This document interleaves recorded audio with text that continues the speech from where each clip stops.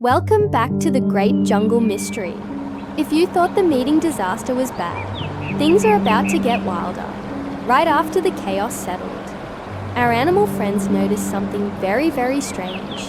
It started with a loud voice. It was the lion. "My lunch is gone," he bellowed. You could hear the panic and fury in his voice. And then came that earth-shaking sound. Roar! Oh man, that was loud. The zebra nervously tapped his hoof, clip-clop, and asked, "Wait, did the lunch just walk away? Seriously, who steals lunch in the middle of a crisis?" The snake, hidden in the grass, slid forward a bit, giving a quick, dry hiss, "Shh," as if to say, "Don't look at me, I didn't take it." Everyone was instantly suspicious, of course.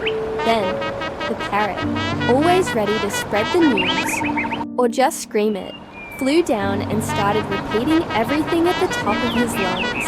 Squawk! "Lunch is gone! Lunch is gone! What in the jungle is going on? Did someone steal the lunch?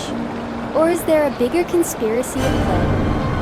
Stick around and subscribe so you don't miss the next part of the mystery.